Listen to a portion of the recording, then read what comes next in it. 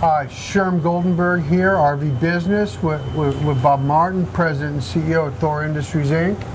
Something we do every year. Sit down, open house time, and talk about this and that. And I think that given the economic landscape of heading towards the fourth quarter of 2018, in some of the conversations going on nationally, how do things look to you? To me, I mean, I really gauge everything through retail. And so as I talk to dealers, this year's kind of been a choppier year. Got off to a slower start. Here in Indiana, you know, we had snow in April.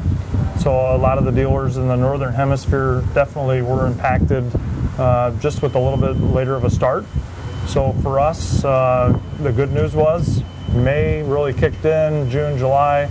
Waiting to see how August, September finish up. But overall, most of the dealers that I talk to are, you know, maybe even, but up a little bit. And to them, that's up over a record year. So if they're able to catch up throughout the summer months, most have been pretty happy. It's still pretty early in the show, but already today it's Monday. And this is the busiest Monday we've ever had at the show. At the open house. So I knew you were going to ask me, so I checked with the girls at registration, and we're well over 1,000 people for this early on Monday. That's a very strong number for us. Somewhat overcast Monday. And, yeah, definitely. It's overcast, a little drizzle, rain, but you know what? At least it's not 90 and humid. It's easier to get around the units. The outlook, based on all the jitters that we hear here and there. I mean, let me not lead you any more than that. What's your outlook for the market? Still, for us, we're still positive. I mean, for me, as I said, I look at retail, and retail has been good. You know, different areas of the country are affected by different weather events all year. But as you come into this open house, I think most dealers feel like inventories have come down, and they feel pretty appropriate coming into open house. As an industry, we're all in a great place that we have the adequate production that we've needed for years. Over the last couple of years, a lot of companies, including us, have added capacity. So now we're really set up for when the industry needs it. We'll actually be able to supply in a more timely fashion, which for the long term of the industry is the more healthy way. So I'd be remiss, obviously, not to bring up what was a huge announcement only within the week here of the acquisition or the pending acquisition of Hymer, Europe's largest manufacturer, by Thor, America's largest manufacturer. This is a big deal.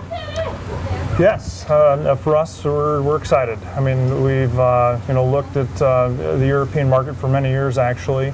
You know, going over, visiting with customers, and this goes all the way back to my days at Keystone. We actually had just kind of a friendly partnership with the Hymer manufacturer, the management that was there at the time. Some of our people would go visit their factory. Some of their people I personally took through Keystone years ago. And so it's all come full circle the last few years as I've gotten to know Martin Brandt, their CEO. In January, he let me know that they were going to put the company up for an auction, and we became part of that process about May of this year. And so I've spent a lot of time in Bavaria this summer.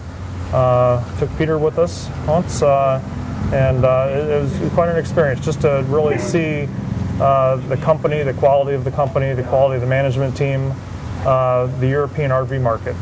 There are honestly things that I think that we can bring back here, share with RVIA, and really help you know, expand the U.S. RV market. I mean, it's an incredible market there. Smaller units, but they live, eat, and breathe it. So what you're saying is, all financial considerations aside, the trade out in intelligence of market, of product development, etc., can be just as big of a turning point. Yeah, I mean, for us, we look at it, anytime we acquire a company, we can help them, but then there are ways they can help us, whether it's technology, R&D, just the lifestyle, and that's why we stayed within the business that we know, which is RVing, which they call caravanning. And the units they're different, they're smaller, they're lighter weight, but with that, it teaches you to use some different material, lighter weight material, and create some definite opportunities for us as well. Do you suspect that we're going to see a move to a smaller motorhome, similar to what we're seeing in Europe, that we've seen for years in Europe? Well, there are similarities. I mean, we have already done that. I mean, our Axis Vegas lines are smaller motorhomes. You see, shorter motorhomes becoming more popular. You see smaller travel trailers becoming more and more popular, whether it's length, weight. New buyer. One of the best things we found in our diligence before making the actual offer was the fact that one of the big drivers we have here, the younger demographic, is the big driver in Europe as well. So that's what they're really developing, are smaller, lightweight, more affordable products, and that's where they see this lift in their market here lately in these smaller units. But it is that younger demographic that I think we're both going to enjoy and learn, and even market. I mean, it's the way you talk to these younger customers is it's evolved. The younger customers with the hair. Yeah, I have no hair, so. With the millennial hair. All right, so I mean, without beating it to death, I think we've more or less covered the waterfront.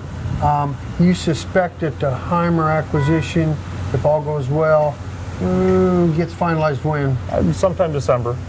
By the end, we've been saying by the end of the year. So Peter wanted it done by Oktoberfest, but that's right now. So probably won't make that, but maybe next year, Oktoberfest. We look forward to updates from you and Thor, and we appreciate the heck out of you spending the time with us. All right, thank you. Thank you.